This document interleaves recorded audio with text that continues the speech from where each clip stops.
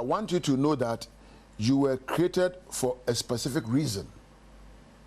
You were created for a specific purpose. When I'm doing my kwaba, aba kasem foni afidia e fe no Adom TV so. You may dey way Nkuranhyensem. E dey am just one wonim dada Badwam ntie. Ni tekote go mfum ye.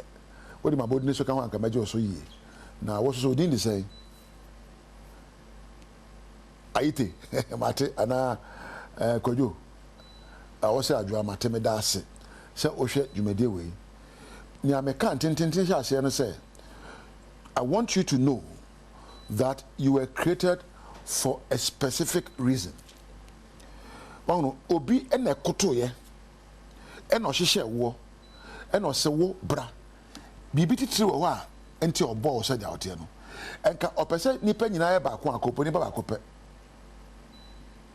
oti ase anka opese nyina ya de kro a ka on ha no ho money pam pim ye pim sanse no openioma pim eno de yo wo ena me di kan ka kire say ansa na obi be ye sa laptop we ana obe hye TV ana radio no o was senti a o hye enti o de akade a be boa ne obe ye no hye mu enti wo onyame de akade bi ahye omu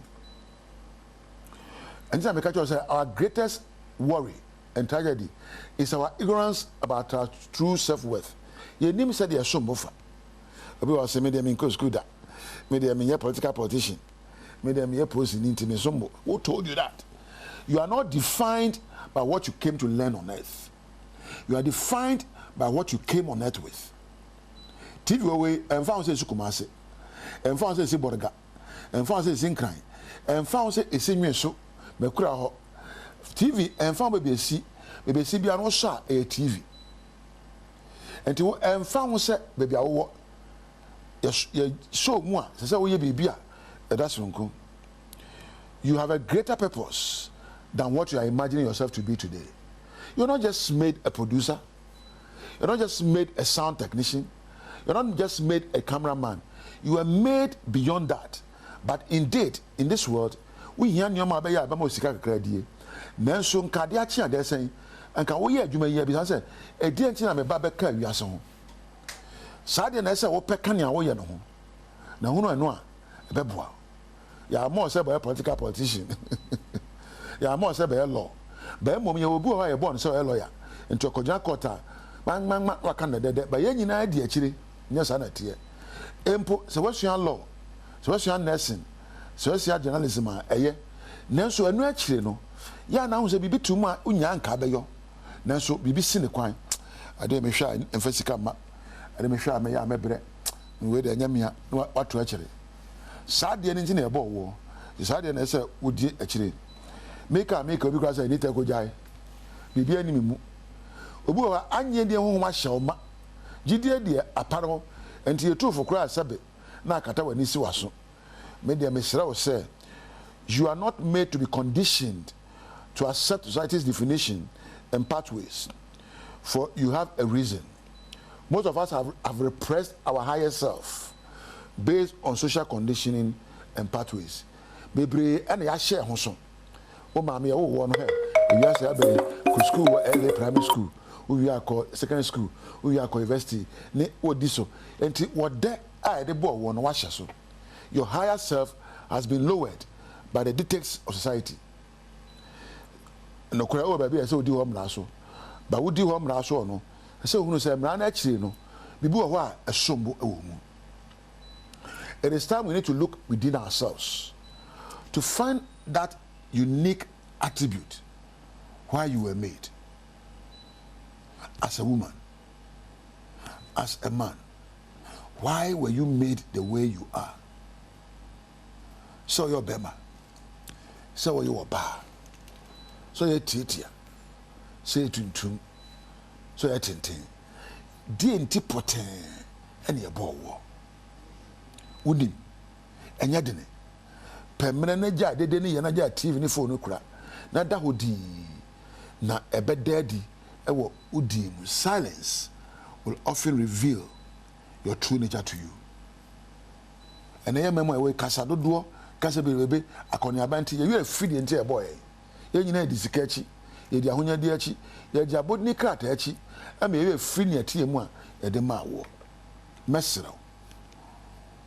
mesrew ya mo se be kan brabo ho keke ya mo se be di abrabo achi ye be o se wo ye kandini ma wa brabo so manfa so e ma wo ene o man ene wiase enu ti bibi tumu sa de kro no na mesre se so ko do bia no be say God show me the reason for my creation onyame kire me de ntia obo me na me ni akire me nyo if you need to ma wenya bible oh papa nyankopon give me the reason for my creation eje me ye adwuma de me ton ade de na minim se bibi timi mu ese me ye eda na die ma amansan ehunu me da sa de na di kire me na obo sampa ye ya onyame de na di me bo sampa na me akwada keto ano na me ye adwuma hospital baby na me come koto dwa na me say papa is it the reason why you made me brebre na nyankopon da die kire me say me de madwuma me say me hye nipa nkran